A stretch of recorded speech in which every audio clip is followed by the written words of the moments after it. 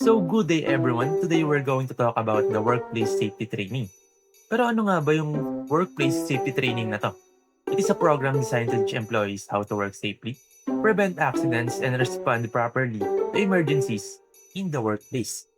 It helps workers to understand the safety rules, proper equipment use, hazard prevention, and emergency procedures to maintain a safe and healthy working environment. So, dito sa safety training na to, malalaman natin kung paano nga ba i-prevent yung mga accidents, paano tayo magre-react kapag may nangyari ng aksidente sa workplace na meron tayo. At dito matuturuan din natin yung mga workers natin kung paano nila mas madaling maintindihan yung mga safety rules sa isang establishment. At makikita rin nila or malalaman nila kung paano gamitin ng maayos or ng tama yung mga tools na meron tayo.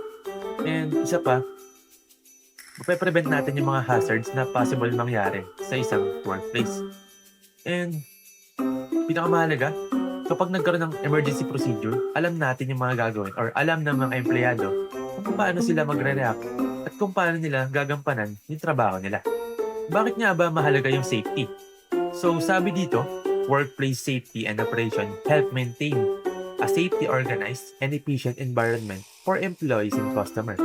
So ibig sabihin, kapag na-maintain natin yung kaligtasan or yung safety sa isang workplace or sa isang establishment, mas madaling makakagalaw or parang mas magiging kampante yung mga empleyado natin or yung employees and yung customer every time na pupunta sila doon sa workplace or doon sa mismong establishment na meron tayo.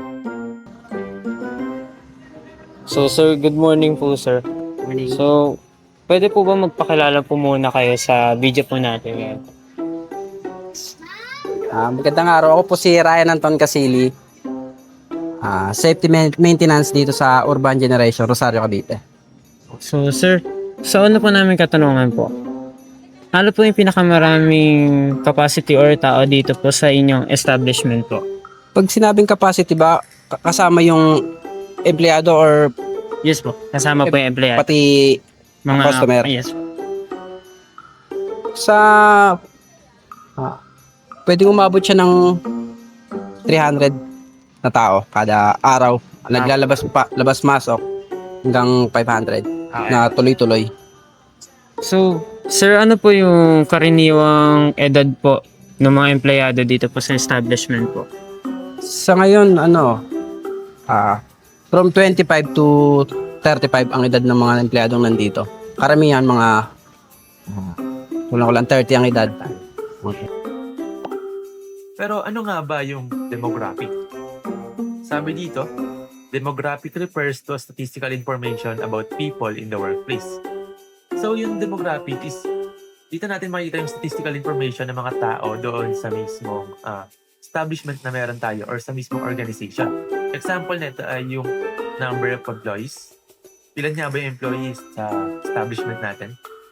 Age, range. Kunyari, 20 to 35 yung age ng mga nagtatrabaho doon sa isang establishment. Gender, male or female, or I don't know. And number of customers or visitors sa loob ng isang araw. Bakit nga ba mahalaga yung demographics? So, mahalaga siya because it helps manage workplace. Also, it helps manage workforce planning, identifies employee needs, improves workplace organization. So, dito, nakakatulong siya para ma-manage natin yung workforce. Ibig sabihin, makikita natin kung ilang empleyado nga ba yung kailangan pumasok sa loob ng isang araw para mapanatili yung workforce sa loob ng araw na yan. Also, planning, para magkaroon tayo ng mga adjustment or ng mga rotation pagdating sa mga employees natin. Next is identify employees' needs. Kapag meron tayong demographic, mas madali nating makikita kung ano nga ba yung mga pangangailangan ng mga empleyado natin. Or mas madali nating makikita kung ano nga ba yung mga kakulangan na meron tayo para mapunan natin kung ano yung mga pangangailangan nila. Also, it improves workplace organization. Siyempre, kapag meron tayong demographic, mas madali nga nating makikita kung ano yung mga kulang sa establishment na meron tayo or kulang sa workplace. So, kapag meron demographics, mas madali nating may improve or mas madali nating makikita kung ano yung mga kakulangan na meron tayo sa isang organization. Next question po, no? Ginagamit ba ng inyong facility o establishment ang 5S philosophy po? Yes po, yung ayan, kagaya ng kung paano namin papaganda itong area, paano namin makakabenta ng maganda, ginagamitan namin siya ng early monitoring kada araw para mas malaman namin yung mga pwedeng mangyari at mangyayari pa lang. Next question po, no? How do you implement 5S philosophy po in the workplace? Yun nga, yung pag monitor sa bawat paligid, kung anong dapat gawin para mas ma-boom yung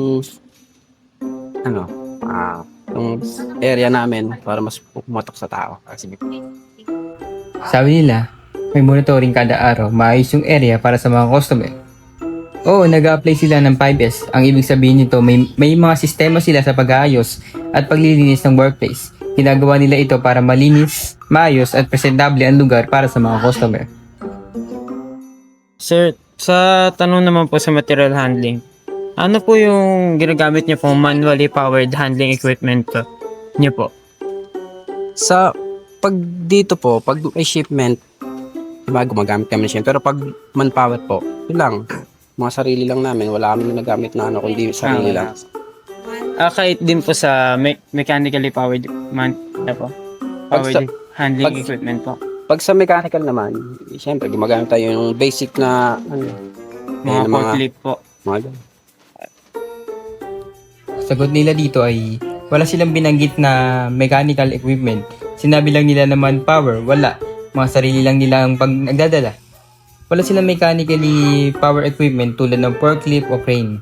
Lahat ng paglilipat ng gamit ay ginagawa ng tao gamit ang manual na kagamitan lamang.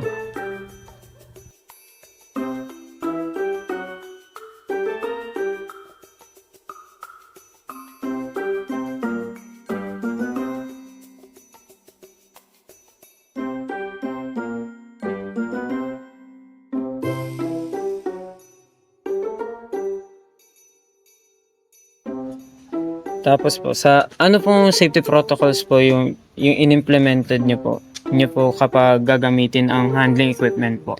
Yan, gaya nga sa pag may shipment kami sa lifter, laging umiwas kung nasan yung pinaka nagmumula yung lifter. Kasi pwede siyang mangyari bumagsak. Ang Kaya sagot naman nila dito meron ay kaming rules na umiwas kung sinusunod nasan yung filter. May sinasabi medyo din malayo, sila na mga rules na siguro sumunod sa layo mga 7 meters daw. 7 Malayo sa meters lifter. mula doon sa May safety rule sila na dapat laging 7 meters ang layo ng mga tao sa lifter habang ginagamit ito. Ginagamit ito para maiwasan ng aksidente at mapanatili ang kaligtasan ng mga empleyado.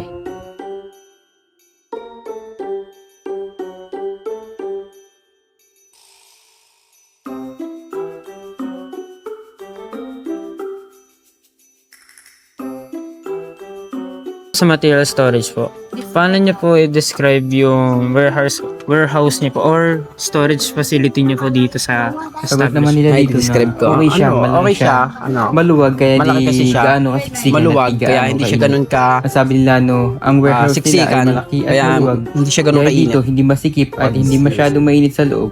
Ibig sabihin lang nito ay maayos ang daloy ng hangin o ventilation sa loob ng storage area.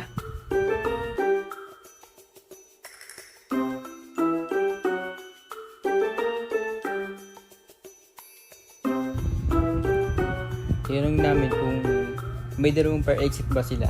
Ang sinagot nila ay mas mabilis. So ano po, Meron daw may silang yung per facility exit niyo at po hindi ba yan dun sa dalawang storage po? Ang May facility nila ay at least 3 per exit far ano po at siya, mas marami dalawang pa fire sa exits po siya. Ibig sabihin, sumusunod Actually, hindi na sa siya safety dalawa, standards tatlo para siya. sa madaling daan palabas sakaling kung magkaroon ng emergency tulad ng sunog. So dito po sa fire safety, paano niyo po natutukoy ang mga early warning device na ginagamit ninyo dito sa facility po? Meron po ba kayong mga smoke detector po? Kompleto yan. May smoke detector, tapos yung mga fire extinguisher, Tapos, tsaka yung emergency light. okay po. So, in case, okay po. So, ano po yung mga procedures niyo po kapag may sunog na po dito sa establishment niyo? Kasi kami umatin kasi kami ng seminar sa BFP. Kaya kahit papaano meron yung mga empleyado dito, meron silang alam about sa pwedeng mangyari sunod. Kaya once na may mangyaring ganun, aware na kami. Hindi naman sa totally pero at least may alam kahit papaano. So, para Fire safety. When we asked about the early warning devices in their facility, he said that they have smoke detectors, fire extinguishers, and emergency lights in the store. For fire outbreak procedures, he said that they already attended training from the Bureau of Fire Protection. So the employees already know what to do during a fire emergency. So sa electrical safety naman po, ano yung mga electrical safety measures na ipinatupad ninyo sa trabaho po? Sa ngayon, meron po kasi kaming mga weekly monitoring about sa mga wiring na nakalagay po dyan sa kahit saan parte ng store. Okay. So, alam po ba lahat ng mga employees dito po na tungkol po sa nanatiling ligtas po sa electricity po, sa mga electrical hazards po? Alam po ba ng mga employees po na ninyo? Yes po. Bago naman po yan mag-start dito, may mga rules na pinapatupad, mga sinasabi kung ano mga dapat gawin, mga dapat hindi gawin para maligtas tayo sa mga risk. So, eto po, paano nyo po nakikita at sinusuri ang mga panganib po sa electrical hazards dito po sa trabaho? Gaya sa mga wirings, once kasi na meron ng kunyari na balata na kahit konti, Apo. naka-report na kagad dyan sa pinaka head maintenance namin para ayusin agad, Apo. hindi na lumaki yung mga pwedeng mangyaring And for electrical safety, he said that they do weekly checking of the electrical wiring in different parts of the store to make sure everything is safe. He also said that all employees know about electrical safety. If they see damaged wires or anything dangerous, they must report it to the management or maintenance team immediately. Okay po. So, sa last po namin mga question po, sa occupational health, ano po yung madalas po na sakit o problema po sa kalusugan na nararanasan po ng mga employees po dito? Dito kasi more on order kami, more on speaking kasi nga customer service, Apo. pauslag, yun yung Apo. pinaka number one na nararanasan dito Okay po. pamamaos. So, ano yung mga ginagawa po ng management para po maiwas po ang mga problema sa kalusugan dito po sa trabaho? Sa ganito, kasi sa sobrang daming minsan customer, nagdadagdag na lang kami ng empleyado para hindi na isang tao or dalawang tao, tatlong tao ang nagpo-focus mag-order, magsalita. Mas dinadagdag kami ng manpower para mas dumami yung mag-assist, hindi lang yung isa, dalawa, tatlong tao. Okay. So, sa uli po namin tanong, ano ang mga tulong o programa na ibinibigay ng management sa mga employees po dito? Pagdating naman po sa ganyan, meron po kami mga benefits Ah, Kaya ng mga, bukod sa mga mandatory benefits, meron kami mga allowances,